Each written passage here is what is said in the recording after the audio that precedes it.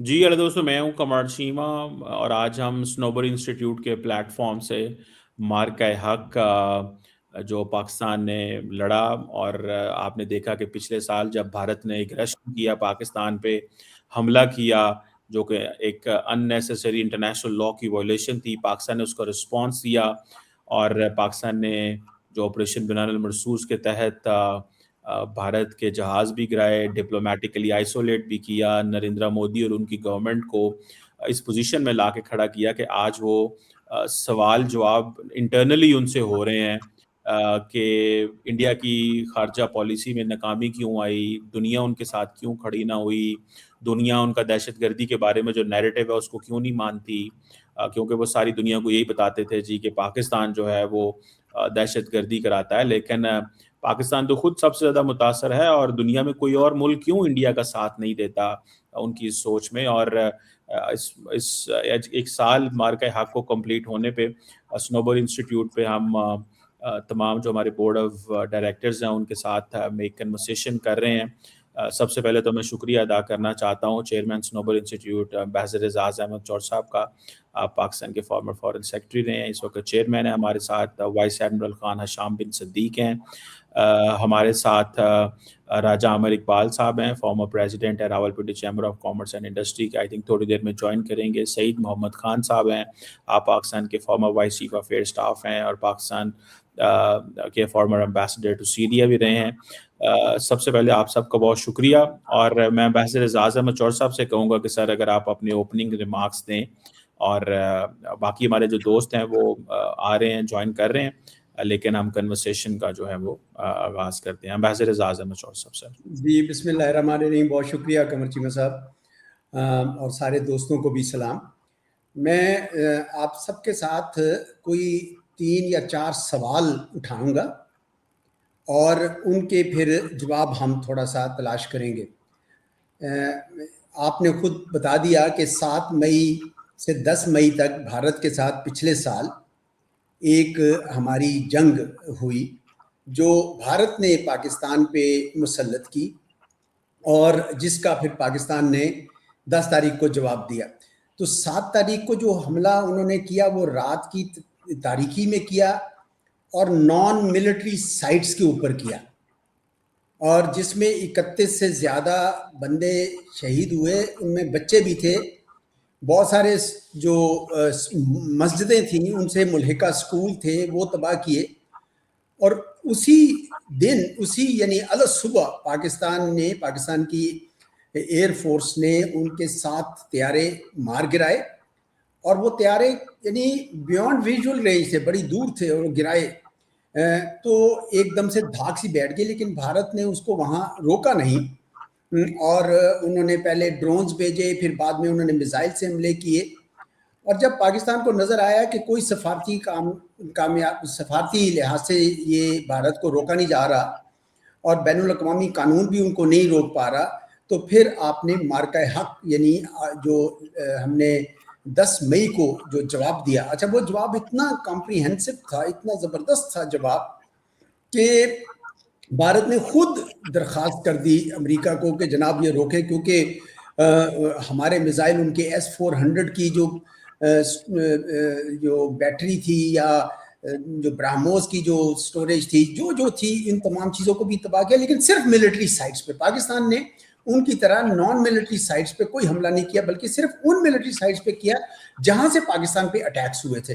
तो उसमें electronic warfare भी थी, साइबर वॉरफेयर भी थी। इसकी मतलब तफसीलात ज़्यादा एयर मार्शल साहब जो हैं और वाइस एडमिरल साहब शायद ज़्यादा हमें इसको तफसील से बताएंगे। तो मैं सिर्फ ये कहना चाह रहा हूँ कि ये जो मार्का है कि इसने पाकिस्तान के लिए एक बहुत टर्निंग पॉइंट दिया। अब मैं जो सवाल मैं रेज करना चाह रहा हूँ, वो पहला सवाल तो ये कि भारत ने हमला किया क्यों। आपको याद होगा कि 22 अप्रैल पिछले साल पहलगाम, जो मकबूजा कश्मीर में एक खूबसूरत वादी है, उसमें चंद सयाहों के ऊपर हमलावर हो गए कुछ लोग। उन्होंने 26 के करीब वो सयाह जो उनको हलाक कर दिया। तो उसके फौरन बाद पाकिस्तान ने उसकी ना सिर्फ उसकी मजम्मत की, बल्कि ये भी कहा कि इसकी इम्पार्शियल इन्वेस्टिगेशन होनी चाहिए। लेकिन भारत ने चंद मिनट्स में बिल्कुल, चंद 7 दकीकों में उन्होंने कहा कि नहीं ये पाकिस्तान ने कराया है। तो मेरी बाद में कई बार मुलाकात भी हुई हमारे इंडियन जो आते हैं ट्रैक 2 में, उनसे पूछा, मैंने कहा यार तुम्हारे पास कोई अगर सबूत नहीं था तो फिर ये किस लिए आपने हम पे इल्ज़ाम लगा दिया? उसने कहा देखें हम ये कहते हैं कि एक पैटर्न है, मुंबई है, पठानकोट है, ये है, वो है, तो चुनाचे हम ये सोचते हैं। मैंने कहा वो उन मामलों में भी तो यही था कि आप सबूत के बगैर ही पाकिस्तान को पे इल्ज़ाम लगाते थे, कहीं ये एक पॉलिसी तो नहीं थी आपकी? तो चुनाचे ऐसा लगता है कि उन्होंने वो इस दफ़ा भी वही कोशिश की, लेकिन इस दफ़ा चली नहीं।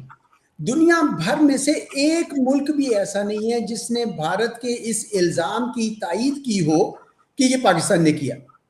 और पहली दफा भारत का ये जो झूठ है, जो पिछली 2 दहाइयों से ज्यादा 9/11 के बाद से वो दुनिया को ये बावर करा रहा था पाकिस्तान दहशतगर्दी करता है, तो हुआ ये उल्टा कि वो उनकी जो सारा जो झूठ है उसका भरम जो है वो खुल गया पहलगाम के वाक़े के बाद। तो दुनिया ने बिल्कुल उनकी कोई बात नहीं मानी और अब ये आलम है कि वो खुद दहशतगर्दी पाकिस्तान में कर रहे हैं। कभी बलूचिस्तान में वाया अफगानिस्तान करते हैं, कभी खुद टारगेट किलिंग्स करते हैं।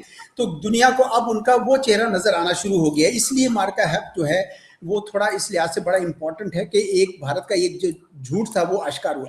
दूसरी वजह जो अक्सर वो कहते हैं, और मैंने खुद सुने हैं इंडिया के दानिश्वर बैठे टॉक शोज में, वो कहते हैं कि हमने एक नया नॉर्मल सेट कर दिया है कि अब जब भी कभी दहशतगर्दी का वाकया होगा हमें किसी को कुछ नहीं पूछना, हमने दहशतगर्दों में और हुकूमत पाकिस्तान में कोई तफरीक नहीं करनी, हमने ढक से पाकिस्तान के ऊपर हमला कर देना। भाई ये किस किस्म का नया नॉर्मल आपने बना लिया?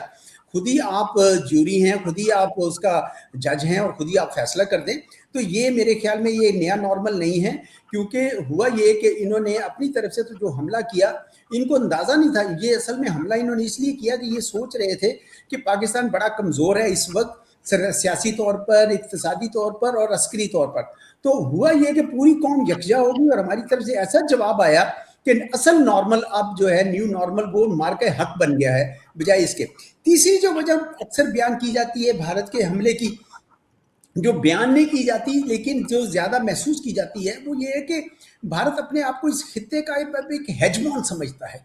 वो समझता है कि उसकी रीजनल पुलिसमैन होगा वो और उसकी चलनी चाहिए। तो और चूंकि वो दुनिया यानी इस इलाके का अब नेट सिक्योरिटी प्रोवाइडर है, तो उससे पूछ के हर चीज होनी चाहिए, और अगर वो किसी पे भी ताकत का इस्तेमाल करे तो कोई जनूबी एशिया का मुल्क अपनी आवाज ना उठाए।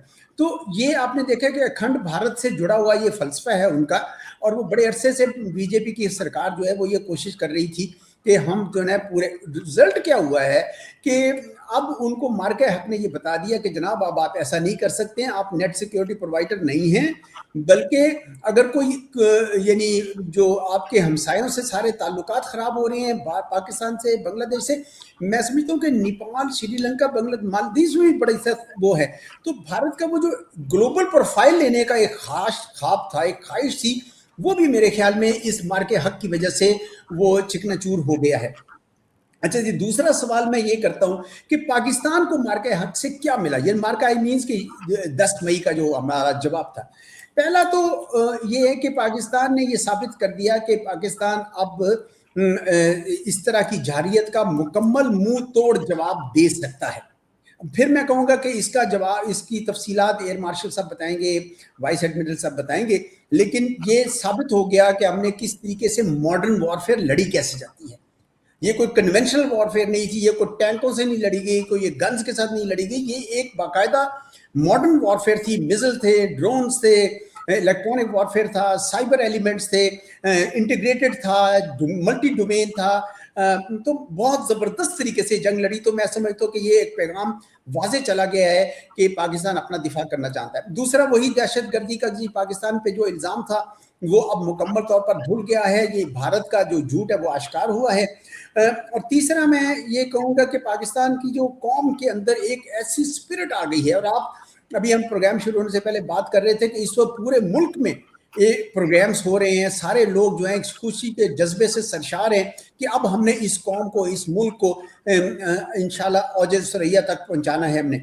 और फाइनली मैं ये कहूँगा कि हमारा जो डिप्लोमेटिक प्रोफाइल है وہ بہت اونچا ہوا ہے. اور آپ نے صرف امریکہ کے صدر کی بات نہیں ہے, پوری دنیا کے ممالک جو ہیں پاکستان کی بہت عزت و تکریم کرنے لگے ہیں. امریکہ کے صدر کو تو اس بات کی بھی خوشی ہے کہ ہم نے ان کو کریڈٹ دیا جو انہوں نے کام کیا, لیکن بھارت کے اندر اتنی بھی گریس نہیں تھی کہ بھئی پہلے آپ ان کو ریکویسٹ کر رہے ہیں کہ آپ یہ رکوائیں اور اب پھر آپ ان کو کریڈٹ بھی دینے کو تیار نہیں ہے. تو چنانچہ آپ نے دیکھا ہے کہ امریکہ کے صدر نے کوئی 50 بار سے زیادہ بار یہ ذکر کیا ہے کہ یہ جہاز جو ہے بھارت کے گرائے گئے. تو میں سمجھتا ہوں کہ بھارت کے لیے بھی ایک قسم کا بڑا وہ ہوا. اچھا بھائی پاکستان کی باقی دنیا نے بھی فوراً عزت کرنی شروع کر دی. آپ نے دیکھا سعودی عرب نے سوچا کہ بھئی یہ تو اتنا تگڑا ملک ہے جو اپنے سے کئی گنا بڑے ملک کا مقابلہ کر سکتا ہے, تو سعودی عرب نے بھی ہمارے ساتھ ایک ڈیفنس ایگریمنٹ کر لیا, اسٹریٹجک میوچل ڈیفنس ایگریمنٹ کر لیا.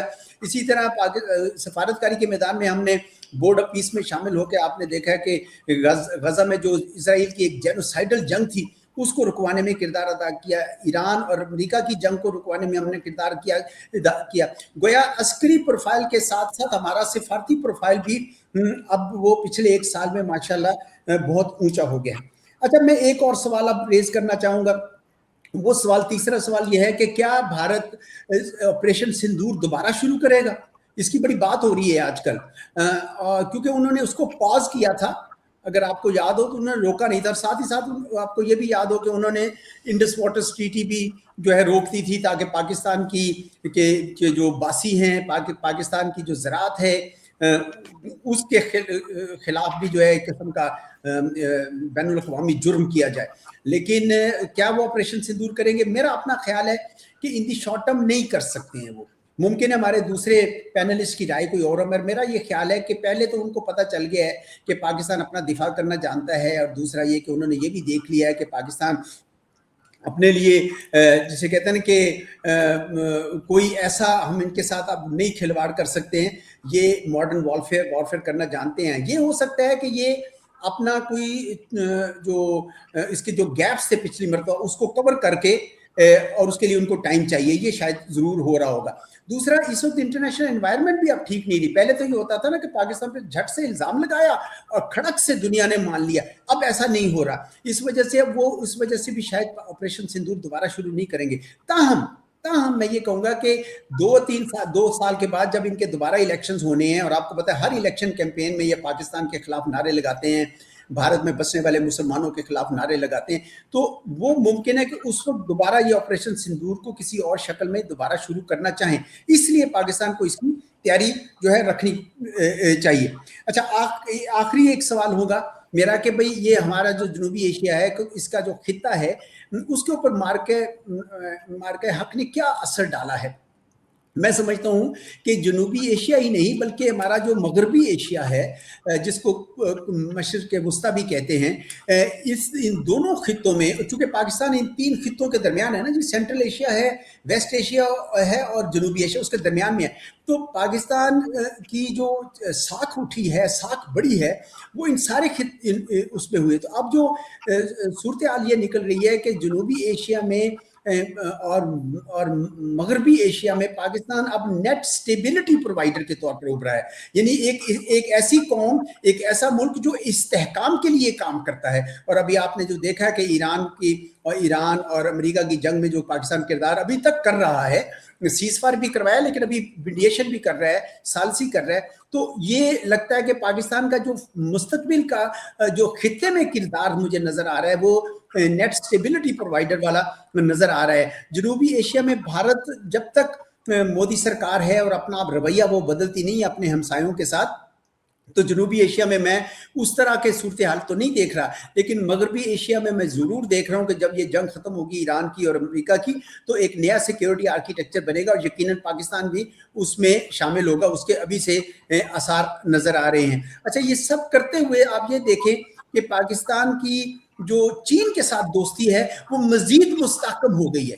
وہ بھی ہمارے خطے کا, ہمارا شمالی ہمسایہ, وہ مزید مستحکم اس طرح ہو گئی ہے کہ چین اور پاکستان کا جو دفاعی اور عسکری میدان میں جو تعاون تھا وہ بھی سب نے دیکھ لیا. اور بھارت میں اب اتنا خوف رہتا ہے کہ پاکستان پہ حملہ کرنے کا مطلب یہ ہوگا کہ چین اور پاکستان دونوں فرنٹ کے اوپر ایکٹیویٹ کر لینا. تو اس قسم کا خوف, اور پاکستان نے अमेरिका के साथ भी और दूसरी ताकतों के साथ ताल्लुकात रखते हुए चीन के साथ मुकम्मल गहरे ताल्लुकात रखे हुए हैं, जो किसी सूरत में भी कमज़ोर इंशाल्लाह नहीं होंगे। तो मैं समझता हूँ कि मार्का हक ने इस हमारी कौम के लिए एक ऐसा नादर मौका हम किया है जिससे अब हम अपने अस्करी मैदान में, सफारती मैदान में तो यकीनन ऊपर उठ रहे हैं, लेकिन अब जो सबसे ज़्यादा ज़रूरत है वो ये है कि हम इक़्तिसादी मैदान में भी इसका भरपूर फ़ायदा उठाएं और अपनी ताकत जो है दुनिया में, जो अपना मकाम है जो हमारा, वो हासिल करें। वो उसी वक्त होगा जब हम इक़्तिसादी मैदान में भी उतनी ही कामयाबी हासिल करें। और इसके लिए हमारे साथ राजा साहब भी हैं, जो चैम्बर ऑफ कॉमर्स के प्रेसिडेंट भी हैं, बिजनेसमैन भी हैं, उनसे हम इस बारे में बातें सुनेंगे। तो बहुत बहुत शुक्रिया। बैक टू यू कमर चीमा साहब। जी बहुत शुक्रिया सर, थैंक यू फॉर इसको एलेबोरेट करने का हर एंगल से, बहुत शुक्रिया। अब मैं रिक्वेस्ट करूंगा सईद मोहम्मद खान साहब से, farmer vice chief of air staff हैं पाकिस्तान एयर फोर्स। और सर बताइए, हमारी एयर फोर्स ने तो कमाल कर दिया और हमने देखा कि जिस अंदाज से, मतलब वो जिस तरह भी एम्बेसडर साहब कह रहे थे कि बियॉन्ड विजुअल रेंज, मतलब उनको ये था कि हम अपनी टेरिटरी से पाकिस्तान पे हमला कर देंगे और कुछ नहीं होगा, लेकिन पाकिस्तान की एयर फोर्स ने ये डिसाइड किया कि हम जहाँ पे दुश्मन है वहीं पे अटैक करेंगे। तो सर इसका ज़रा हमें एक होलिस्टिक व्यू दें कि what do you make of that, how you know every, पूरा मुल्क जो है वी वर फीलिंग प्राउड जो हमारी एयर फोर्स ने किया। कैसे इसको एक्सप्लेन करेंगे? एक साल मार के हक हो गया और हमारी जो एयर फोर्स ने जिस अंदाज से भारत के खिलाफ जो एयर डोमिनेंस रखी और जो हमें सुपीरियरिटी रखी, what do you make of that sir? बहुत शुक्रिया डॉक्टर कमर साहब। सर एजाज ने बहुत तफसील से और डिटेल से मार्का हक को एक्सप्लेन किया है। मैं अपने आप को आपके सवाल के हिसाब से रिस्ट्रिक्ट रखूंगा सिर्फ एयरफोर्स परफॉर्मेंस की तरफ। देखिए, पाकिस्तान एयरफोर्स जब से वजूद में आई है उसने हमेशा इंडिया के खिलाफ बहुत अच्छी परफॉर्मेंस दी है, बेशक वो 65 की जंग हो या 71 की जंग हो या वो जंगें हों जो एक्चुअली लड़ी नहीं गई, जिनको अवॉइड किया गया पाकिस्तान एयरफोर्स की प्रेपरेशन की वजह से। मैं खास तौर पे आपको याद कराना चाहूंगा कि पूरा 1980s जो है हम पाकिस्तान में सुनते रहे कि इजराइल जो है वो इंडिया में उनके जहाज लैंड कर गए और वो हमारे कहूटा प्लांट को हिट करना चाहते हैं, और एयरफोर्स ही थी जो एक पाकिस्तान को सिक्योरिटी एयर कवर दे रही थी। और हमने 5-6 साल तक इजराइल और इंडिया की जो भगत थी 1980s में कि किसी तरह पाकिस्तान न्यूक्लियर ना हो, पाकिस्तान एयरफोर्स ने उनको उस अटैक करने की हिम्मत नहीं दी। उन्होंने अपने जहाज भी लिए थे इंडिया में, लेकिन वो नहीं कर सके। इसी तरह 2001 में हमारा इंडिया के साथ स्टैंड ऑफ हुआ जो ऑलमोस्ट 1 साल रहा, और इट वाज ओनली जब पाकिस्तान एयरफोर्स की कैपेबिलिटी के ऊपर हमारी लीडरशिप ने उनको थ्रेटन किया कि अगर आपने कोल्ड स्टार्ट डॉक्ट्रिन को इम्प्लीमेंट किया तो हम अपनी एयरफोर्स को इस्तेमाल करेंगे, तो उन्होंने जो है क्या कहते हैं फिर अपने ये जो एक स्टैंड ऑफ था उसको खत्म किया। फिर अगर आप देखें कि 2019 में जो स्विफ्ट रिटॉर्ट हुआ था या जो बालाकोट और इंसिडेंट था, वो जो था उसने पाकिस्तान एयरफोर्स को एक अंडरस्टैंडिंग दी कि ये जो है ना इंडिया जो है वो अब एक बिगर प्लान की तरफ बढ़ रहा है। अगर आपको याद हो कि बिटवीन 2019 एंड 2025 इंडिया ने more than 5000 crore Indian rupees के वेपन्स खरीदे, जिनमें प्राइमरी वेपन्स जो थे वो राफेल एयरक्राफ्ट थे जो 2025 तक तकरीबन 33 या 36 आ चुके थे। BrahMos air to surface missiles थे जो रशिया से लिए गए थे। S-400 की एयर डिफेंस बैटरीज ली गई थी, और इजराइल से जो उनका सबसे अच्छा किलर ड्रोन हेरोप था वो लिया गया था। और इंडिया ये समझ रहा था कि हम जो हैं क्या कहते हैं इन वेपन्स के साथ हम पाकिस्तान को एक सबक सिखा सकेंगे। जिस तरह सर एजाज ने कहा, 5 मई 2025 से पहले पाकिस्तान एक डिफरेंट मुल्क था और एक डिफरेंट मुल्क के तरीके से परसीव किया जा रहा था। जब 22 अप्रैल को पहलगाम हुआ डॉक्टर साहब, तो Pakistan United nation security council गया, ICJ गया, हम दुनिया के हर बड़े फोरम में गए और हमने ना सिर्फ बायलैटरल बल्कि इंटरनेशनल इंक्वायरी की भी दरखास्तें की। लेकिन उस वक्त ये लगता था, क्योंकि पाकिस्तान के बारे में एक इंप्रेशन था कि ये एक मुल्क है जो हब ऑफ टेरर है और इस इलाके के अंदर जितनी इंस्टेबिलिटी है वो पाकिस्तान की वजह से है। तो एक जनरल कंसेंसस इंडिया को बैक कर रहा था कि जो ये कह रहा था कि जी कि ठीक है, पाकिस्तान को एक सबक सिखा दे और अगर आप ये सबक सिखा देंगे तो हम आपको प्रमोट करेंगे as net security provider in this region against China. देखिए, पूरी दुनिया के जो एनालिस्ट हैं वो ये कह रहे हैं कि जो प्रेजेंट वर्ल्ड ऑर्डर है वो फेड इन कर रहा है, जो कि हेजेमोनिक डिजाइन्स के ऊपर बेस्ड है, और जो नया वर्ल्ड ऑर्डर है जिसको चाइना हेड कर रहा है वो अब इस वक्त पूरी दुनिया में इमर्ज कर रहे हैं। Africa, middle east, south east Asia और फार ईस्ट एशिया वो एरियाज हैं कि जहां चाइना ने थ्रू इकोनॉमिक कोऑपरेशन अपना असर रसूख कायम कर लिया। सो मैं सिर्फ ये ऐड करूंगा सर एजाज के अंडरस्टैंडिंग से कि जो पाकिस्तान है ना वो एक स्केप गोट के तौर पे मई 2025 में इस्तेमाल हुआ, क्योंकि जो हम एक्चुअल निशाना नहीं थे, एक्चुअल निशाना चाइना था मेरे नजदीक। This is my understanding. लेकिन क्योंकि हमें एक कमजोर मुल्क समझा गया था कि ये मिलिटरीली भी इस वक्त कमजोर हैं, इनकी पॉलिटिकली भी ये डिवाइडेड हैं, आर्म फोर्सेस के पास वो सपोर्ट हासिल नहीं है, तो it is a good way, it is a good time के एक ही तीर से दो शिकार किए जाएं, पाकिस्तान को सबक भी सिखाया जाए और इंडिया को इस इलाके का प्रोवाइडर भी बनाया जाए। सो इसलिए जब 22 अप्रैल को इंडिया ने फॉल्स फ्लैग ऑपरेशन किया तो Pakistan air force was exactly prepared to counter them. अच्छा, हमें ये बिल्कुल पता था जो वो एक्विजिशंस कर रहे थे 2019 के बाद से, ऑल्दो के राफेल्स उन्होंने 2016 में ले लिए थे, तो हमें बिल्कुल अंदाजा था और वो उनको किस तरह एम्प्लॉय करेंगे हमें उस चीज का भी अंदाजा था।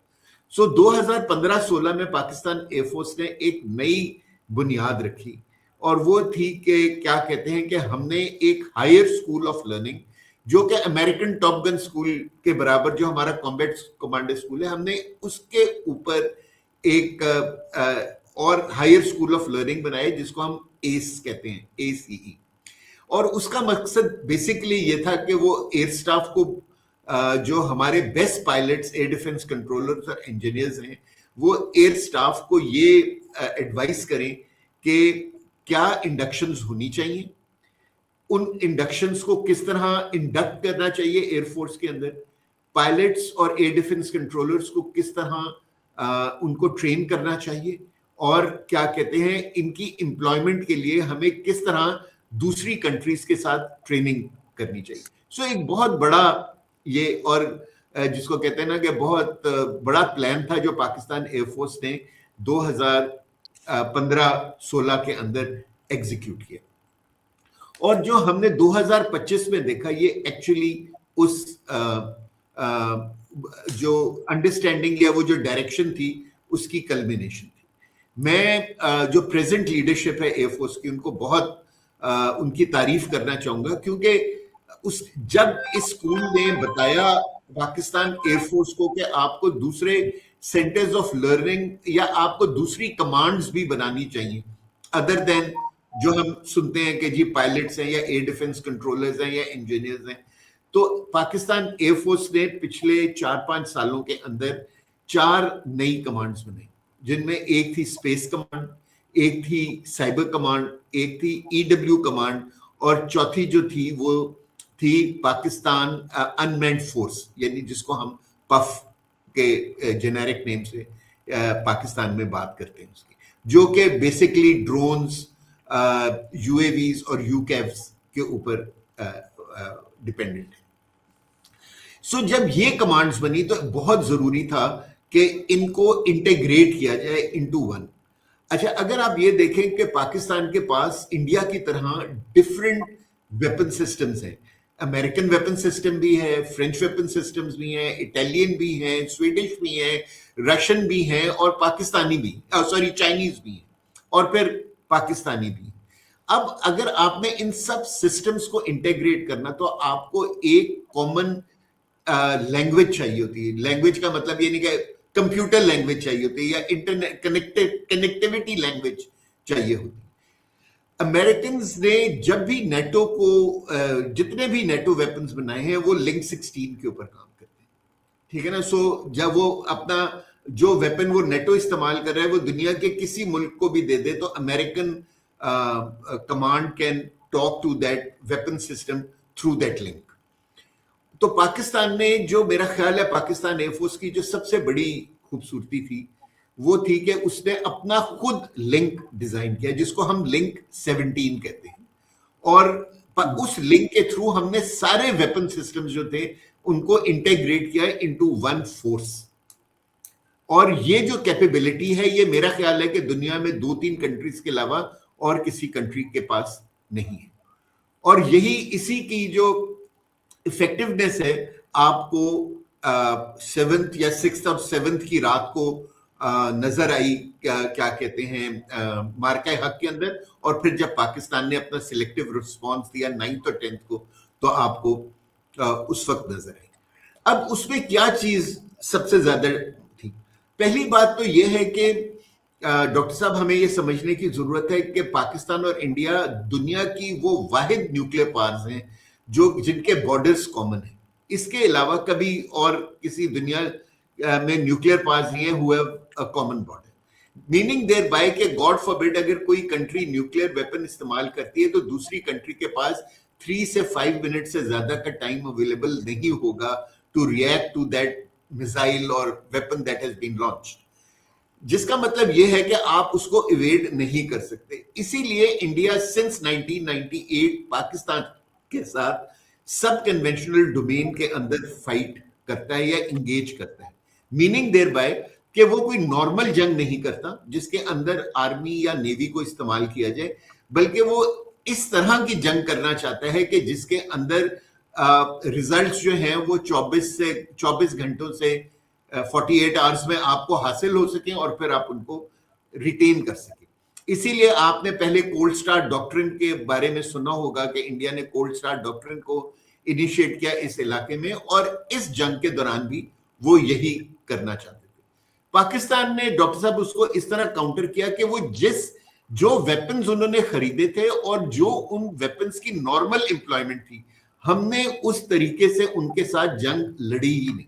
हमने उनके साथ जंग अपनी शराइत पे लड़ी और एक नए तरीके से लड़ी दुनिया में, क्योंकि पहली मर्तबा 2 कंट्रीज BVR मिसाइल्स एक दूसरे के खिलाफ इस्तेमाल कर रही थी और ऑलमोस्ट दोनों के पास इक्वल कैपेबिलिटी थी। इंडिया के पास मीटियोर था और हमारे पास PL-15 थे। तो ये जो दोनों वेपन्स थे इनकी एम्प्लॉयमेंट इससे पहले कभी भी किसी जंग में एक दूसरे के खिलाफ नहीं हुई। सो पाकिस्तान ने अपनी स्पेस कमांड को, मीनिंग देयर बाय के जो हमारी सैटेलाइट नॉलेज थी या जो हमारा सैटेलाइट लिंक था, उसको हमने बेहतरीन तरीके से इस्तेमाल किया। हमने अपने पूरी दुनिया को एक्चुअली सिखाया उस दिन 6 और 7 की तारीख को हमने सिखाया कि BVR एम्प्लॉयमेंट इस तरह की जाती है, यानी कि we taught even the Americans the way to launch a BVR missile.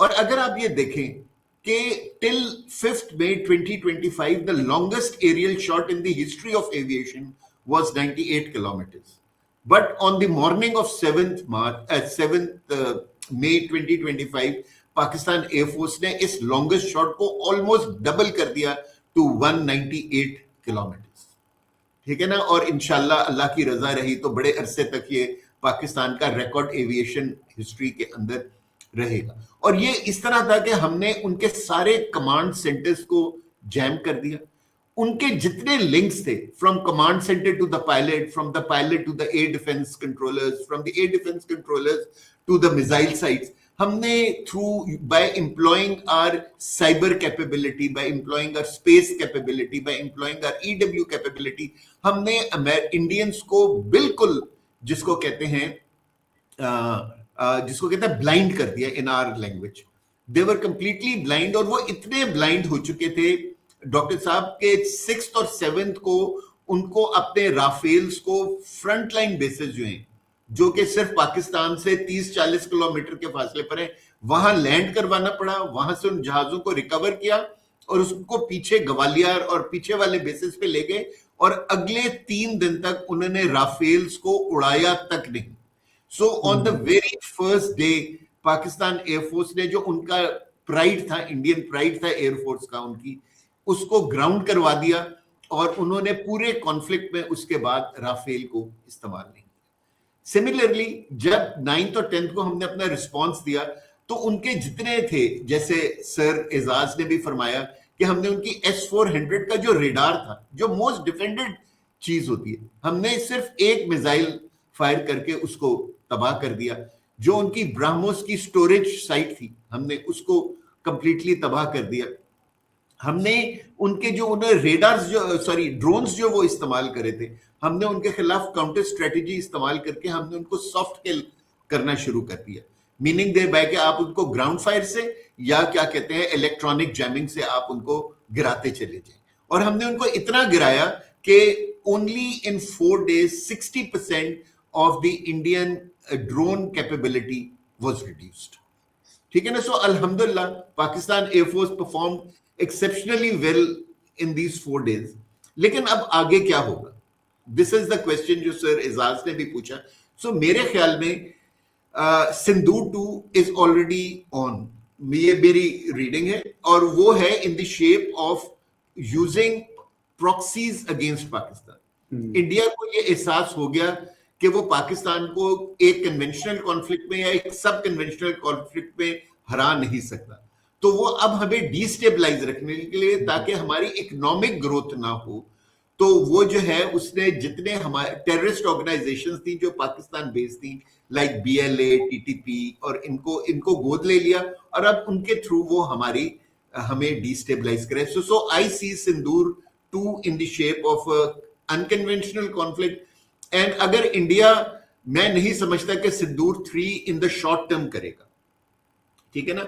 जब तक उसके पास 144 राफेल्स नहीं आ जाएंगे, वो अपनी पायलट्स को और एयर डिफेंस कंट्रोलर्स को वो ट्रेनिंग नहीं दे देता, जो अगर उसने जो लेसन ड्राइंग की होगी सिंदूर 1 से, वो उस वक्त. So in the short term I do not see Sindoor 3 happening, but I think that we are already in Sindoor 2. So I think जो पाकिस्तान एयरफोर्स को अपने आप को प्रिपेयर्ड रखना चाहिए.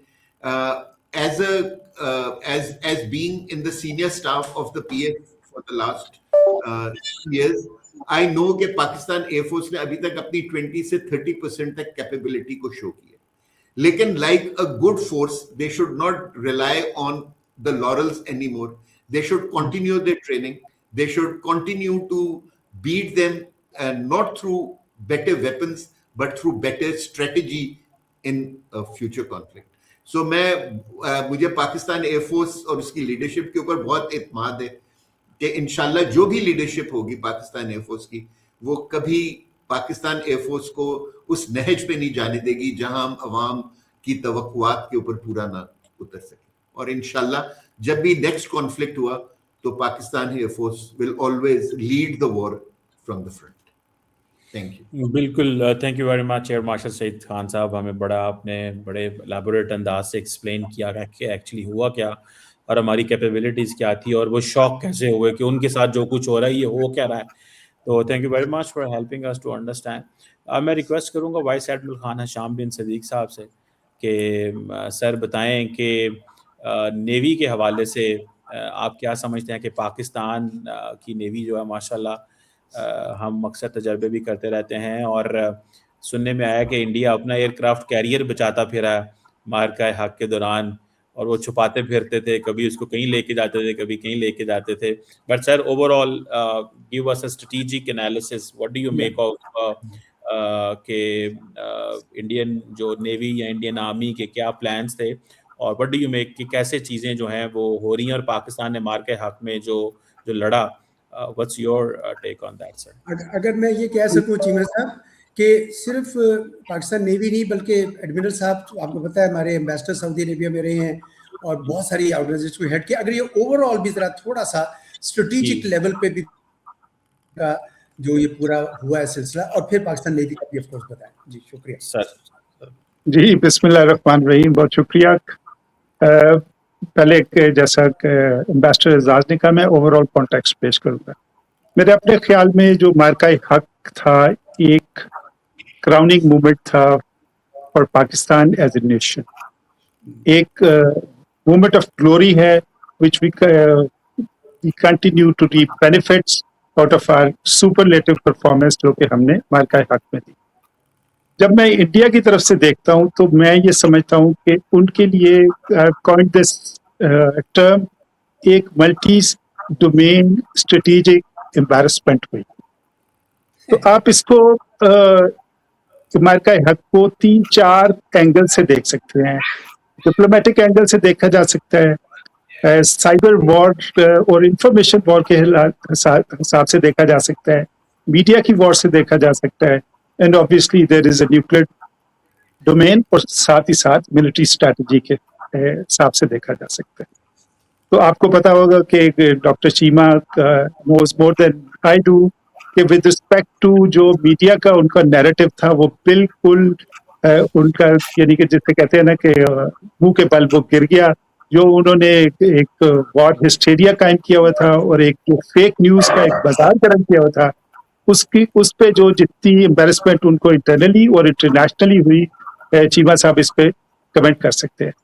ڈپلومیٹیکلی ہمارے جو ٹرسٹڈ دوست تھے جن میں ترکی, سعودی عربیہ اور چائنا شامل ہے, اور باقی ممالک جتنے بھی خطے کے ہیں اور خطے سے باہر بھی ہیں, انہوں نے پاکستان کے ساتھ نہ صرف پاکستان کے نیریٹو کو فارورڈ کیا بلکہ پاکستان کی بھرپور ڈپلومیٹک اور دوسری طریقے سے مدد کی.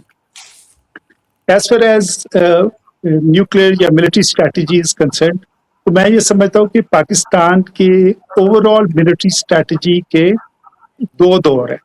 ایک دور جو کہ 1998 سے پہلے before we went overtly nuclear, اور ایک دور ہے جو کہ اس کے بعد 1998 سے پہلے تک ہمارا ایک کانٹیننٹل مائنڈ سیٹ تھا, اور ہم یہ سمجھتے تھے کہ جو انڈیا کی اوور ویلمنگ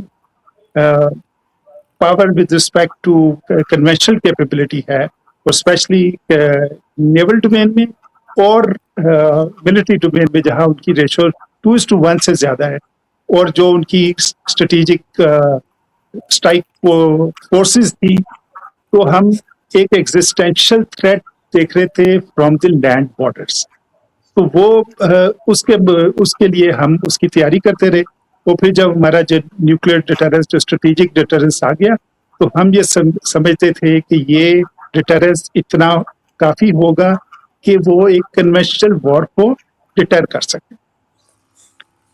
لیکن ہم نے دیکھا کہ over a period of time Kargil کے بعد 2001 کا اسٹینڈ اپ ہوا, 2019 اینڈ 2026, تو ہم نے دیکھا کہ despite the nuclear over hang کوئی نہ کوئی ایک ریزن ہو سکتا ہے, کوئی وجہ بن سکتی ہے جہاں انڈیا مس کیلکولیٹ کرتا ہے, اور ایک ملٹری کوشچن جو 2001 میں کی یا ایکٹیو یا جسے وہ سرجیکل اسٹرائک کہتا ہے, وہ اس پہ یہ پچھلے 25 سال کا ہمارا ایکسپیرئنس ہے کہ ہمیں ایک کنونشنل ڈیٹرنس کو بھی رکھنا ہے, اور پھر ہم ایک منیمم کریڈیبل ڈیٹرنس سے ہم ایک فل اسپیکٹرم ڈیٹرنس کی طرف چلے گئے ہیں, جہاں ہم کانفلکٹ اسپیکٹرم کے ہر لیول پہ, چاہے وہ سب کنونشنل ہو, چاہے وہ LIC ہو, چاہے وہ خالی بلاکڈ ہو, یا اس ٹائپ یا ایکٹیو وار فائٹنگ ہو, and then God forbid nuclear war fighting, تو اس سارے اسپیکٹرم کو ہم نے کور کر. دوسری بات ہمیں سمجھنے کی ضرورت ہے کہ جیسے جیسے ٹیکنالوجی ایوالو ہوتی ہے, تو دنیا میں ملٹری اسٹریٹجی اور کیریکٹر آف وار یا نیچر آف وار وہ جو ہے وہ چینج ہوتا تھا. اور ہم یہ دیکھتے ہیں کہ ان کرنٹ سینیریو جو کہ ہم نے یوکرین اور رشیا کا دیکھا, کہ ایک انٹیلیجنس بیسڈ آپریشن اور انٹیلیجنس آپریشن या साइबर ऑपरेशंस इतने कामयाब और इतने इफेक्टिव हो गए हैं कि वो आपकी कन्वेंशनल कैपेबिलिटी के जो इफेक्ट्स हैं उसको फार आउटवे करते हैं compare to the risk and the cost involve. तो मैं ये समझता हूँ जब हम कॉम्प्रिहेंसिव सिक्योरिटी की बात करते हैं तो इसी तरह कॉम्प्रिहेंसिव वॉर की भी बात एक किस्म का एक स्पेक्ट्रम जो है वो ऐसा हो गया कि जिसमें ना सिर्फ साइबर है या मीडिया है या इकोनॉमिक क्वेश्चन है या एक्टिव मिलिट्री वॉर फाइटिंग है, चाहे वो इन टर्म्स ऑफ मिसाइल हो या in terms of unmanned aerial vehicles हो या अनमैन्ड अंडर वाटर व्हीकल्स हो। तो ये सारा जो एक ऐसा एक मडी हो गया है वॉरफेयर का कि जिसमें हमें हर किस्म की तैयारी की जरूरत रहती है और इसी तरह जो है वो क्या कहते हैं फोर्सेस और अपनी कैपेबिलिटी नेशंस डेवलप करती हैं। तो जब ये न्यूक्लियर डिटरेंस हमारा आ गया तो हम ये समझते हैं और ये बिल्कुल बजा तौर पर समझते हैं कि जो भी आइंदा जंग अगर होती है, मिलिट्री कॉन्फ्लिक्ट होती है, वो शॉर्ट एंड स्मार्ट होगी और डिस्ट्रक्टिव होगी। तो जब इस चीज को मद्देनजर रखें तो जितने भी एयर एलिमेंट्स हैं जिन उनमें फ्लेक्सिबिलिटी होती है, उनमें प्रिसिशन अटैक होता है और उनमें स्पीड का एलिमेंट होता है ताकि जो शॉर्ट टाइम में जो आप इफेक्ट्स क्रिएट करना चाहते हैं वो हासिल हो सके। तो पाकिस्तान की एक ओवरऑल मिलिट्री स्ट्रेटजी है जिसमें कुछ ऑफेंसिव एलिमेंट हैं, कुछ डिफेंसिव एलिमेंट्स हैं और कुछ ऐसे एलिमेंट्स हैं जो कि इकोनॉमिक क्वेश्चन और दूसरी चीज़ों को वो रोकते हैं। तो मैं ये समझता हूँ कि ये एक जितनी भी आर्म फोर्सेस है कुछ एक्टिव वॉर फाइटिंग देखती हैं, कुछ डिफेंसिव रोल में होती है।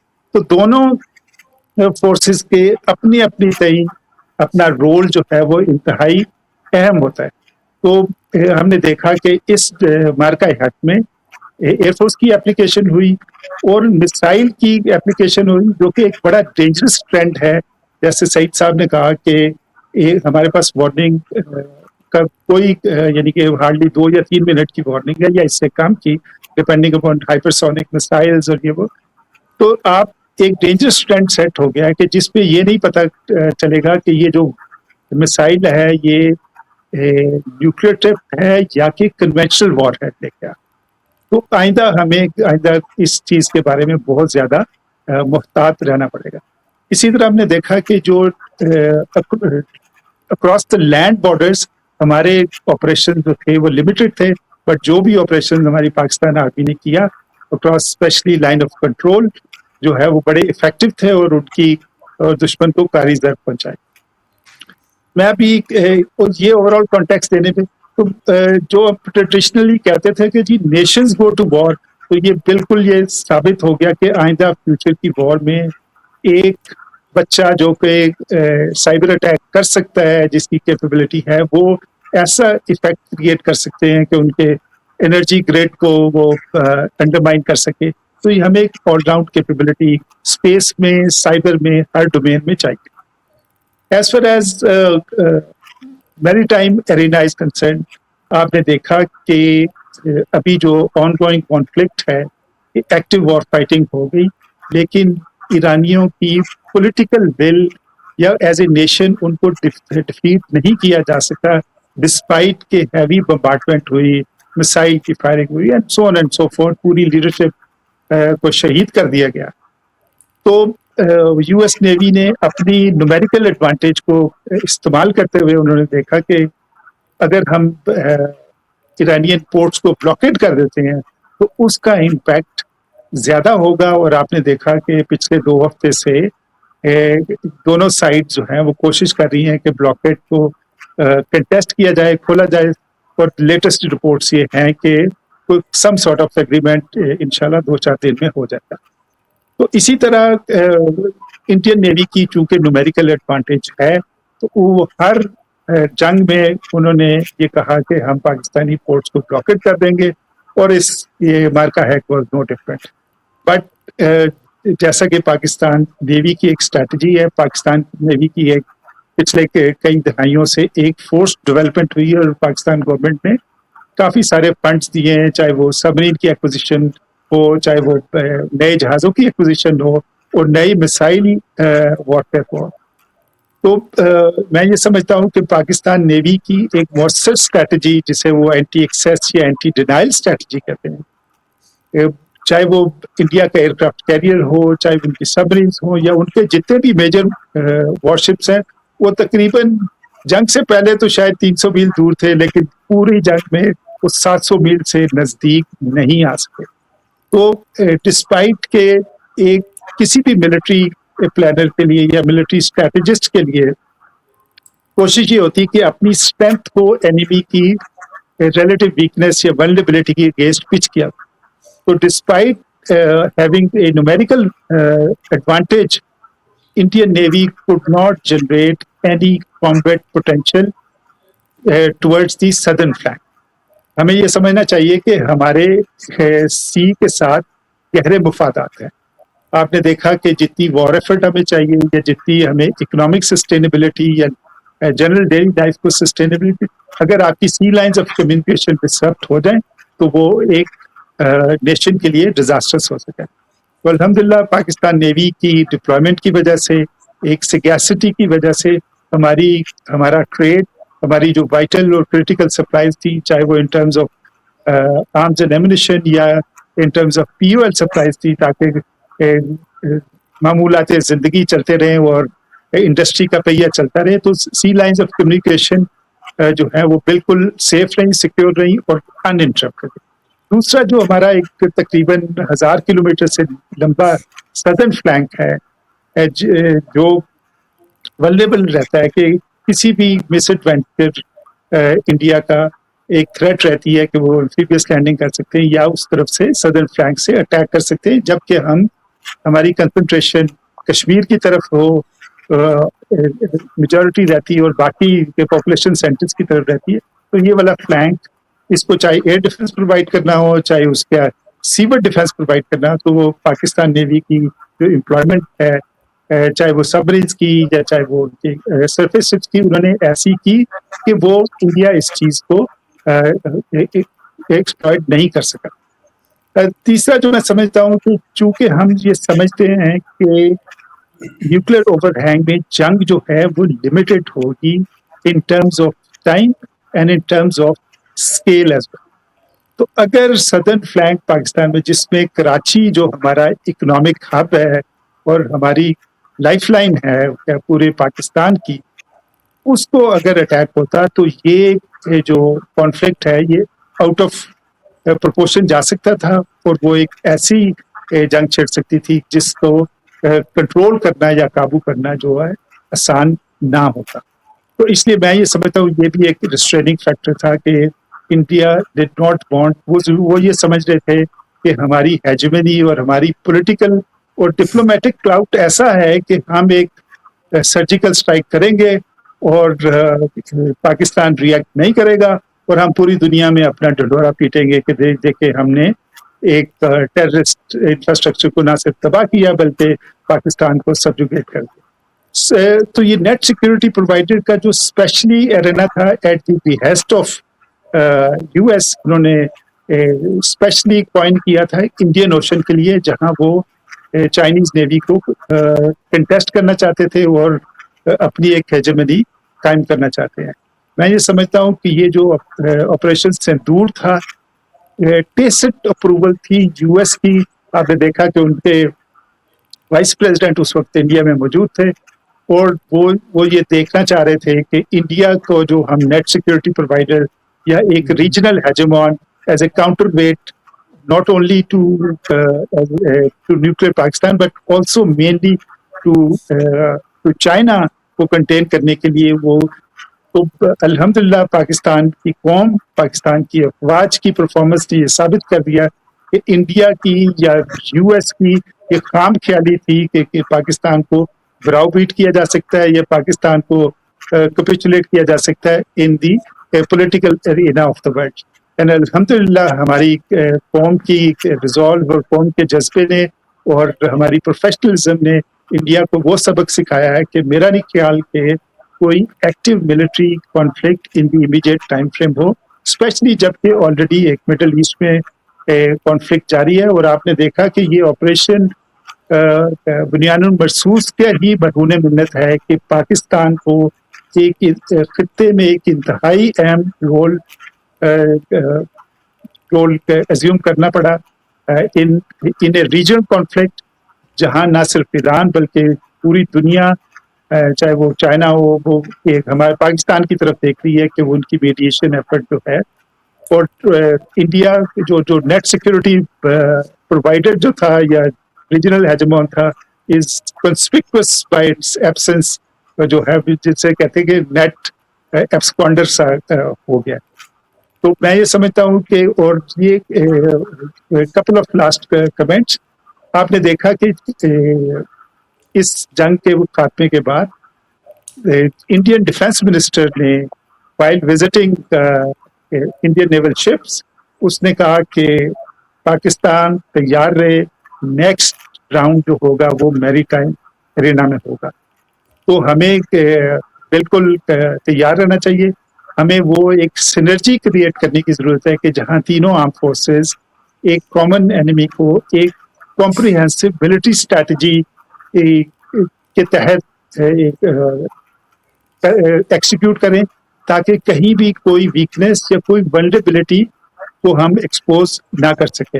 अल्हम्दुलिल्लाह ओवर द लास्ट डिकेड, जैसे मैंने कहा कि पाकिस्तान गवर्नमेंट ने, चूंकि मैं ये समझता हूँ कि future of the world in 21st century will be decided on the waters of Indian Ocean, and fortunately we are part of an important segment of an important country in the Indian Ocean. तो इसके लिए हमें कोई choice नहीं है कि ना सिर्फ हमें अपनी maritime power in terms of naval power को कंटिन्यू करना है, और हमारा जो एनहांस रोल है, चाहे वो गल्फ में चाहे वो इंडियन ओशन में, उसको हमें ये करने की जरूरत है. और एट द सेम टाइम जब हमने एक इकोनॉमिकली डेवलप करना है, तो हमें अपनी ब्लू इकोनॉमी को डिसरिगार्ड नहीं कर सकते. हमारा, आई थिंक हमारा फ्यूचर प्रेमिस, चाहे वो ऑयल एंड गैस की एक्सप्लोरेशन हो, वो एट सी है. इसी तरह और बहुत सारे जो सी रिसोर्सेज हैं जिनको अभी तक हमने टैप नहीं किया, तो हमारा फ्यूचर जो है इंशाल्लाह ब्राइट है. और हमें मैरीटाइम सेक्टर को, नेवल पावर को और ओवरऑल मैरीटाइम पावर को, जैसा कि अपने ये रिसेंट जो ऑन गोइंग कॉन्फ्लिक्ट है गल्फ में, हमने देखा कि चूंकि ईरानी नेवी के पास ऐसी पावर नहीं है कि वो अपने ब्लॉकेट को लिफ्ट कर सके, कंटेस्ट कर सकती है इन पार्ट, लेकिन उसको पूरी तरह लिफ्ट नहीं कर सकती. तो a weak navy may not, a strong navy may not win you a war, but a weak naval power will lead to a failure in war, अगर हम ओवरऑल कॉन्टेक्स्ट में देखें. तो बट अल्हम्दुलिल्लाह हमारी arm forces, specially air force, army and navy जो है, एक ऑल राउंड कैपेबिलिटी, एक comprehensive arm forces development plan है जो कि परसू किया जा रहा है, और इसमें हम मल्टी डोमेन ऑपरेशंस के लिए आइंदा, और एक जॉइंट अभी CDF का भी ओहदा आ गया है. तो मैं ये समझता हूँ कि इसमें तीनों फोर्सेस के दरमियान एक सिनर्जी होगी, और जो नए एरियाज ऑफ वॉरफेयर हैं उनको हमें कंटिन्यू करना चाहिए.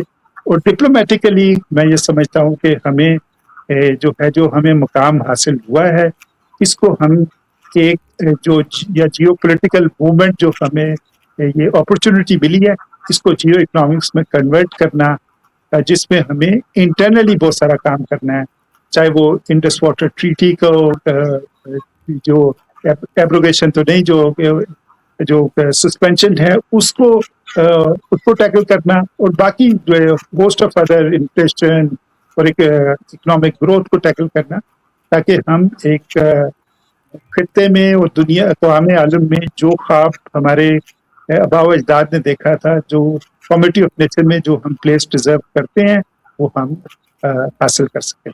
बहुत शुक्रिया जी. Thank you very much admiral Hasham साहब. हमें बहुत अच्छी आपने एक ओवरव्यू दिया. Thank you for helping us to understand that. Raja Aamir Iqbal साहब, सर आप जारी बात है 1 घंटे से सुन रहे हैं, मुझे अंदाज़ा है you must be like fully charged होंगे कि मैं बताऊं कि जो हमें डिविडेंड्स मिले हैं उसको हमें इकोनॉमिकली कैसे इंसेंटिवाइज कर सकते हैं, हमें کیونکہ ہمیں پہلے بھی اپرچونیٹیز دنیا میں ملتی رہی ہیں, ہم ریلیونٹ ہوئے ہیں, لیکن وہ زیادہ تر پارٹنرشپ سیکیورٹی پارٹنرشپ نہیں ہیں اور اکنامک پارٹنرشپ میں کنورٹ پراپرلی نہیں ہو سکی, اور جہاں پہ اکنامک انگیجمنٹ ہوئی ہے اس کو بھی کوئی لمبا چوڑا ہم ٹیپ ان نہیں کر سکے. لیکن رامر رانا صاحب, اپنا راجہ عامر اقبال صاحب, سر آخر میں the floor is yours, اور پھر اس کے بعد ہم اس کو کنکلوڈ کر دیں گے sir. Thank you very much sir, thank you doctor Cheema صاحب, تھینک یو سر. میرے سینئرس نے بڑی ڈیٹیل میں بات بتائی ہے.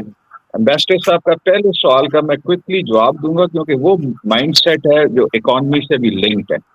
یہ انڈیا نے کیوں کیا, ہم بزنس مین جو ہوتے ہیں وہ ہر چیز کو اینالائز کر رہے ہوتے ہیں, دیکھ رہے ہوتے ہیں, ٹریول بھی کرتے ہیں. انڈیا بھی میں ان سالوں میں گیا. میرے خیال میں یہ 1996 آنورڈ, یہ آپ دیکھیں بی جے پی کی جب گورنمنٹ آئی اور اس کے بعد واجپئی صاحب آئے, وہ فیڈرل لیول پہ سینٹرل لیول پہ تھے, لیکن مودی صاحب جو آر ایس ایس کی اس بریکٹ میں آتے ہیں وہ گجرات میں تھے. 2001 میں وہ الیکٹ ہوئے, سی ایم وہاں بنے. اور 2002 کا مسلم آپ نے دیکھا میسیکر جس طرح کیا گیا, وہ جو ہیٹریڈ انہوں نے اس کو بیشنگ شروع کی مسلمز کے اگینسٹ, یہ وہ مائنڈ سیٹ ہے جس کو میں دیکھتا ہوں. اس مائنڈ سیٹ کو لے کے انہوں نے وہاں سے چلتے چلتے پرائم منسٹر شپ بھی انہوں نے حاصل کر لی 2014 میں. اب 2014 سے جب ہم آگے چلتے ہیں تو ہمیں پتہ ہے کہ ان کا مائنڈ سیٹ ایک دو چار اور ان کے ہم خیال لوگ ان کے ساتھ آگے, جس کے اندر وہ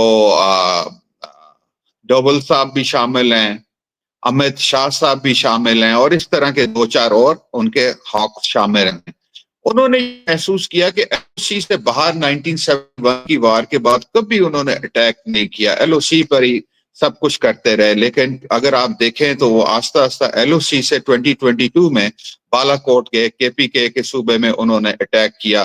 جو بھی کیا وہ سب ڈیٹیل سب کے سامنے, لیکن ان کا دل بڑھتا گیا اور آخر یہ مائنڈ سیٹ ان کا آ کر ادھر ختم ہوا کہ مین لینڈ پر بھی اٹیک کر سکتے ہیں, جو کہ میرے خیال میں سندور آپریشن بہت غلطی کی ہے انہوں نے. اس سے ایکسپوز ہوا ہے انڈیا بہت واضح طور کے اوپر, اور پاکستان کی جو اہمیت ہے وہ دنیا میں, جیسے میرے سینئرز نے بتایا ہے, ایئر مارشل صاحب نے بھی بڑی ڈیٹیل میں بتایا اور ایڈمرل صاحب نے بھی بڑی ڈیٹیل میں بتایا, تو میں اس کو نہیں ٹچ کروں گا. لیکن یہ وہ مائنڈ سیٹ ہے جو بیسیکلی اکانومی کو بھی افیکٹ کر رہا ہے, اور اس کے ریمیفیکیشنز جو ہیں, سپل اوور جو ہے وہ انڈیا سے پاکستان کی طرف آنا بہت واضح ہیں. جیسے کہ بتایا گیا یہاں پر کہ وہ انسرجنسی کو یا ٹیرورسٹ ایکٹیویٹیز کو پاکستان میں ہوا دیتا رہے گا, اور یہ وائس ورسا چلتا بھی رہے گا.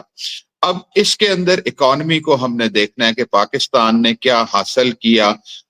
ایکسیلنٹ, امبیسڈر صاحب نے بڑی زبردست بات شروع میں کی اور میں ان کو سیکنڈ کرتا ہوں کہ ڈپلومیٹک ہماری جو ایک امیج ہے دنیا میں وہ بہت زبردست ایمرج ہوا. آرم فورسز کا تو اپنی جگہ ملٹری کی مائٹ جو بھی ایئر فورس نے کیا اور باقی فورسز نے کیا وہ بھی سامنے آیا, لیکن اس کا ڈیویڈنڈ آج ہمیں یو ایس اے ایران وار میں مل رہا ہے کہ ہمیں پاکستان کو ایک حصہ ملا ہے کہ ہم اس کو پیس ٹاکس کروا رہے ہیں. لیکن اکانومی جو ہے وہ کسی صورت بھی نہیں چل سکتی ہے جب تک پیس نہیں ہوتا ہے. تو اس لیے میرا جو سب سے بڑی میری وری ہے وہ یہ ہے پاکستان اور انڈیا میں یہ جو 2025 کا ہوا ہے, اگر تو those who matters in decision making انہوں نے کوئی لیسن لے لیا ہو, دونوں سائڈوں پہ میں بات کروں گا, اگر لیسن لے لیا ہو تو نیچرلی پھر تو یہ بہت زبردست ایک ایوولوشن ہوگی, مائنڈ سیٹ تبدیل ہوں گے, اور اس مائنڈ سیٹ میں نیچرلی ہندوتوا کا جو مائنڈ سیٹ اور جو وہ اکھنڈ بھارت کی باتیں ہم سنتے ہیں, اگر وہ تبدیل ہوتا ہے, جو کہ مجھے دکھائی نہیں دیتا ہے بی جے پی اور مودی صاحب کے جب تک وہ اقتدار میں ہیں, لیکن سافٹن ضرور ہوا ہے. جس طرح میرے سینئرز نے بتایا کہ ان کی آرم فورسز کو انڈیا میں جب یہ احساس ہوا کہ وہ تو کچھ اور سوچ رہے تھے, کچھ یہ ہوا, تو نیچرلی ان کی بھی تو جو چیفز ہیں بڑے پیشہ ورانہ ہیں, وہ کچھ نہ کچھ فیڈ بیک ایسی دے رہے ہوں گے کہ بھائی یہ مت کرنا, اور اس سے سافٹن ضرور ہوا ہے, ایک یہ پازیٹیو آؤٹ کم ضرور ہوا ہے. انڈیا کا مائنڈ سیٹ مجھے کچھ تھوڑا سا تبدیل ہوتے ہوئے دکھائی دیتا ہے, خاص طور پہ اب جب پاکستان یو ایس اے اور ایران کے درمیان بات چیت کرا رہا ہے، اس کے بعد اگر ہماری کامیابی ہوتی ہے، ایک تو بڑی واضح کامیابی ہوئی کہ ہم نے کم از کم سیز فائر کروا دیا، جو کہ بہت بڑی اچیومنٹ ہے. سو اب ہم نے اس کو کس طریقے سے اکانومی کو فوکس کرنا ہے، میں 3-4 باتیں یہاں چاہوں گا، میجر پوائنٹس. اگر اس پہ حکومت اور ریجن میں اگر کوئی پیس آ جاتا ہے اور حکومت ورک کرتی ہے اور کاروباری برادری اس کے ساتھ مل کے اور بہتری کرتی ہے، تو نیچرلی پاکستان کی اکانومی ریوائیو کی جا سکتی ہے. انویسٹمنٹ پاکستان میں کسی صورت بار سے نہیں آئے گی جب تک پاکستانی انویسٹر کا کانفیڈنس بحال نہیں ہوگا. انویسٹر کا کانفیڈنس بحال کرنے کے لیے 3-4 میجر چیزیں حکومت وقت کو، ریاست کو، اور وہ تھنک ٹینکس یا پالیسی میکرز جو کہ کچھ اپنا اثر رسوخ رکھتے ہیں، ہمیں اس پہ فوکس کرنا پڑے گا. ایک تو یہ کہ پاکستان کو جو 2 میجر اچیومنٹ ہوئی ہیں ڈپلومیٹک افیئرس میں اور ڈیفنس میں، اس کے لیے اب نیچرلی انڈیا کا ہمیں جو فیز 3 بلکہ جیسے ایڈمرل صاحب نے کہا فیز 2 تو انہوں نے شروع کیا ہوا ہے، تو فیز 3 جو ان سا ہے ایکسپیکٹڈ کہ یہ پاز ہے اور یہ کریں گے، اس کے لیے ہمارا ڈیفنس کا بجٹ بڑھنا ہی بڑھنا ہے، اور وہ بہت لازمی بڑھنا چاہیے کیونکہ وہ پاکستان کی بقا کا معاملہ ہے. سو ہمارے ایکسپینڈیچر تو بڑھتے ہی جائیں گے نیچرلی حالات ہیں. تو ان ایکسپینڈیچر کو میٹ اگر کرنا ہے ہم نے لونز کے تھرو، تو وہ ناممکن ہے کہ ہم اس طریقے کو چلا سکیں. تو میرا یہ خیال ہے کہ ہمیں سی پیک کے اوپر خاص طور پہ چائنا کے ساتھ اس وقت جو فیز 2 ہے انڈسٹریل ڈیولپمنٹ کا، اس کے اندر کام کرنا چاہیے. اور آئی ایم شیور کہ اب امریکہ کا بھی پریشر کم ہوگا اور امریکنز بھی ہمیں شاید فیز 2 کے اندر جاتے ہوئے اتنا وہ پرابلم پہلے بھی نہیں، ایسی پرابلم خاص تھی، لیکن اب وہ تھوڑا سا ایٹ ایز کر دیں گے آپ کو فردر. اور چائنا جو ہے وہ فیز 2 کے لیے آج کا نہیں 2018 کا تیار بیٹھا ہوا ہے. جو کام کرنے والے ہیں اس کے اندر جو سب سے بڑا کام ہے وہ یہ ہے کہ ہمیں اپنی دیکھنا ہے کہ چائنا سے اگر جائنٹ وینچرز آتے ہیں پاکستان میں، پھر تو یہ پاسبل ہے سی پیک فیز 2 چلے گا. بیکاز لا اینڈ آرڈر جو پاکستانی سرمایہ کار ہے، جو پاکستانی صنعت کار ہے، اس نے تو پاکستان میں مرنا ہے جینا ہے. کوئی بھی بندہ باہر سے آ کے اب وہ رسک شاید نہیں لینا چاہے گا جب تک یہ نارملائزیشن ہوتی نہیں ہے ریجن کی. تو اس لیے ہمیں میچ میکنگ کرنی ہے. پاکستان اور چائنا کی جائنٹ وینچرز کی میچ میکنگ ایک بہت بڑا چیلنج ہے، بیکاز جو چائنا کا صنعت کار ہے خاص طور پہ جو ایسٹ میں بیٹھا ہوا ہے، وہ they are huge in size because of the global Chinese جو ان کا نیٹ ورک ہے اس کی وجہ سے. تو سپلائی چین جو ان کی بہت بڑی ہے، اس کے اندر ہم نے اگر حصہ لینا ہے تو ہمیں چھوٹے چھوٹے joint venture, small and medium size کے جائنٹ وینچرز کرنے چاہیے، اور ایسے کرنے چاہیے کہ جو چائنا کے اوپر ٹیرف لگے ہوئے ہیں وہ والی چیزیں ہم پاکستان سے لا کر انہی مارکیٹس میں جو امریکہ اور یورپین مارکیٹس ہیں وہاں پہ میڈ ان پاکستان کر کے پہنچا سکتے ہیں.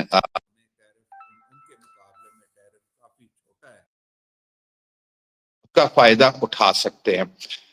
چائنا جو ہے وہ نیچرلی پوری دنیا کا 33% مینوفیکچرنگ ہب ہے، اور وہ مینوفیکچرنگ ہب جو ہے اس کے اندر بہت سی جو مینوفیکچرنگ گڈس ہیں اس کی بہت سی چھوٹی چھوٹی آئٹمز پاکستان میں ہم مختلف اسٹرینتھ میں، سیلکوٹ والی چیز سیلکوٹ میں بنا سکتے ہیں، گجرات والی گجرات میں بنا سکتے ہیں، جو لاہور والی لاہور میں بنا سکتے ہیں، فیصل آباد والی فیصل آباد میں بنا سکتے ہیں. لیکن اگر چائنیز کا جائنٹ وینچر لانا ہے تو ہمیں انڈسٹریل زونز بنانے پڑیں گے، ای پی زیز بنانے پڑیں گے، کیونکہ ان کی جو ریکوائرمنٹ ہے وہ بہت مختلف ہے. جب ہم ان کی ای پی زیز دیکھتے ہیں جا کر، وہ جب تک وہ سٹینڈرڈ آپ پاکستان میں ان کو نہیں دیں گے تو نیچرلی وہ کیوں آئیں گے؟ کیونکہ انہوں نے اپنی کاسٹ افیکٹونیس دیکھنی ہے، اپنی کوالٹی دیکھنی ہے. تو اس کے اوپر چائنیز کے ساتھ مل کے پاکستان کی حکومت کو کوئی ایسا وایا میڈیا نکالنا چاہیے کہ یہ جو ہمارے فائنینشیل اور ٹیکنالوجیکل گیپس ہیں اس کو ہم کم از کم میٹ کریں اور اس کو ریئلٹیز آن گراؤنڈ کے مطابق اس کو ٹرانسلیٹ کریں اور اس کو وہاں پر ہم سب سے پہلے جوائنٹ وینچرز کے لیے وہ ماحول پیدا کریں. اور پھر جوائنٹ وینچر جب شروع ہوں گے, چاہے وہ 10 ہوں, 20 ہوں, 40 ہوں, 50 ہوں, وہ ایک شروعات ہمیں 1 سال نہیں تو اگلے 18 مہینوں میں ضرور کرنی چاہیے. اس کی وجہ یہ ہے کہ یہ جو ڈیویڈنڈ ہم نے حاصل کیا ہے یہ اتنا عرصہ نہیں چلے گا, بیکاز ہم نے پہلے بھی دیکھا ہے, جو ڈاکٹر چیمہ صاحب نے کہا ہے کہ یہ اسپائکس جو سی ہے کہ ہم دوبارہ مس نہ کر دیں. میرا یہ خیال ہے کہ ہم مس کرنے کے چانسز بہت زیادہ ہیں اگر ہم نے اس کو سیریسلی نہ لیا. ایک اور جو المیہ پاکستان کے اندر ہوا ہے, جو اس وقت لیٹسٹ رپورٹ بھی ورلڈ UNO کی طرف سے آئی ہے, اس کے اندر پاکستان فوڈ گرینز کے اندر نمبر 10 شارٹیج والے ملکوں میں شامل ہو گیا ہے. سو اس لیے یہ جو انڈس واٹر ٹریٹی ہے جس کو ہم نے ڈکلیئر بھی کیا ہوا ہے ایکٹ آف وار, اس کو صرف ہمیں ایکٹ آف وار ڈکلیئر کر کے یا اسی طریقے سے اگلے 2 سال اور ٹپانا, تو 2030 اور 2032 تک جتنے نئے ڈیمز وہاں بن رہے ہیں اور جتنی ایکسپینشن ہو رہی ہے ڈیمز کی, ڈائیورشن وہ کر رہے ہیں, اگر ہم خاموش رہیں گے تو مجھے یہ ڈر یہ ہے کہ ہم 10ویں نمبر کی جگہ شاید 5ویں نمبر پہ چلے جائیں. تو یہ آپ کی ایگرو بیس اکانومی کے لیے ایک بہت بڑا یہ شاک پہنچے گا اور اکانومی آپ کی ایگرو بیس بھی کولیپس نہ کر جائے. اس لیے اس کو پریفرنس نمبر 1 کر کے حکومت کو, ریاست کو چاہیے کہ اس کا کوئی مسئلہ حل کرے. جہاں تک بات رہی ورلڈ بینک کے اوپر, ہم ہوپ لگائے بیٹھے. میں آج بھی ایک آرٹیکل پڑھ رہا تھا, ان کے صدر نے تو واضح کہہ چکے ہیں وہ پچھلے سال دسمبر میں کہ فیسیلیٹیٹر کا ہمارا یہ رول ہے, ہم اس میں کوئی انٹرفیئرنس ایک حد سے زیادہ نہیں کر سکتے. اور وہ بھی آج کل ایک انڈین ہیں, آپ کو پتہ ہے, ان کا میں نام بھول رہا ہوں. اور اسی طرح ابھی ایک آخری ہوپ جو ہے وہ کورٹ آف انٹرنیشنل ہیگز کے اوپر ہے. اب اگر ادھر سے کچھ ہمیں ملتا ہے تو دیکھیں کتنا اس کا اثر پڑے گا انڈیا پر. لیکن انڈیا کے ساتھ یہ بہت بڑا ایشو ہے. میں یہ دعا کرتا ہوں اور امید کرتا ہوں کہ یہ کشمیر کی طرح 78 سال آگے نہیں لنگر آن کرے, کیونکہ یہ پاکستان کی بقا کا معاملہ ہے.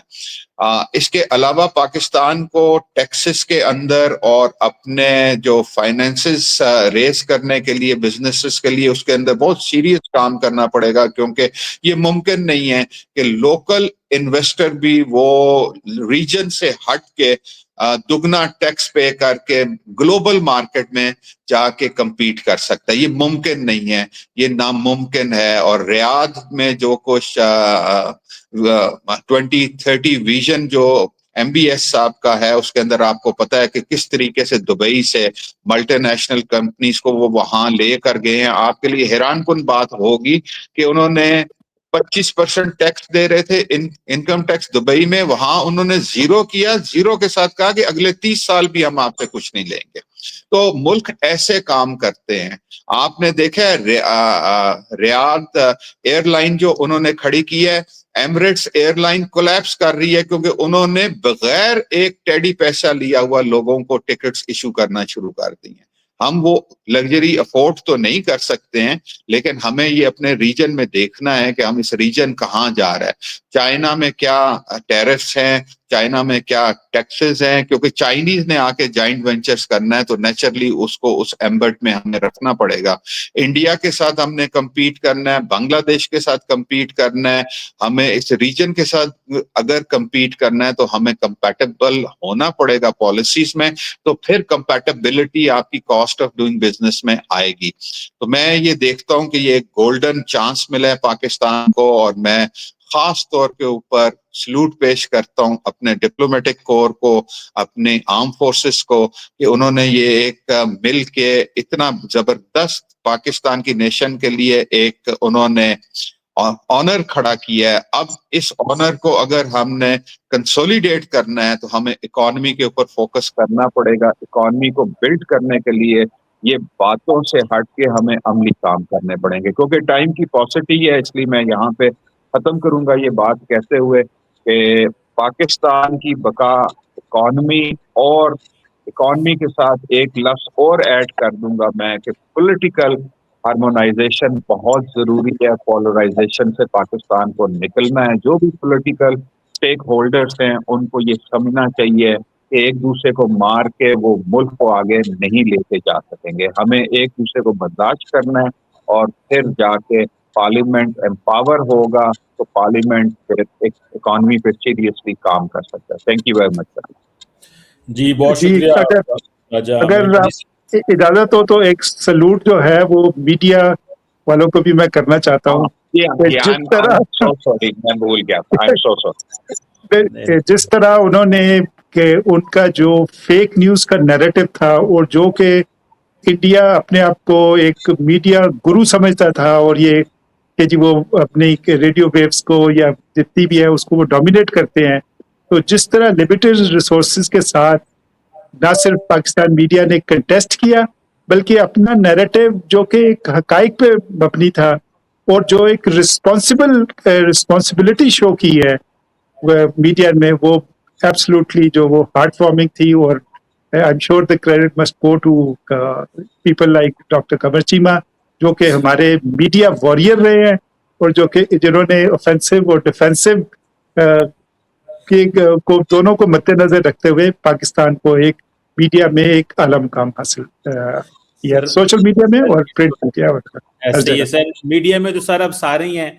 अम्बेसडर एजाज इतना जो है वो कंट्रीब्यूट कर रहे हैं, आप बहुत सारे मीडिया हाउसेस पे होते हैं, एयर मार्शल साहब होते हैं, तो आप लोगों का बहुत शुक्रिया कि आप अपनी जो प्रैक्टिकल लाइफ में आपने इतना कंट्रीब्यूट किया और अब भी कंट्रीब्यूट कर रहे हैं मीडिया में आके, हमें एक्सप्लेन कर रहे हैं, हमें ये स्ट्रेटेजिक एनालिसिस ऑब्वियसली पाकिस्तानी लोगों को और इंटरनेशनल ऑडियंस को मिल रहा है बिकॉज ऑफ यू, क्योंकि आप लोगों ने क्योंकि अंडरस्टैंडिंग जारी बात है आम लोगों से ज़्यादा है। हम तो चलो थ्योरेटिकली पढ़े हैं लेकिन आपने प्रैक्टिकल एंड थ्योरी दोनों जो है वो मिक्स हुआ है। तो thank you very much admiral Khan Hisham साहब, राजा अमर इकबाल साहब और एयर मार्शल सईद खान साहब थे हमारे साथ, उनका बहुत शुक्रिया। काफ़ी लंबा हमारा वेबिनार चला गया। तो एम्बेसडर एजाज अहमद चौर साहब, सर आपका बहुत शुक्रिया। कुछ कहना चाहेंगे या आपकी कंक्लूड कर दें सर? नहीं, मेरे ख्याल में कंक्लूड कर दें, काफ़ी लंबा हो गया है। आई थिंक बड़े अच्छे अच्छे पॉइंट्स निकले हैं। I think this will be important, जिस तरह आपने कहा कि हमारे लोगों को पता चलना चाहिए ये सारी बातें। बहुत शुक्रिया। Thank you very much sir, बहुत शुक्रिया। Thank you.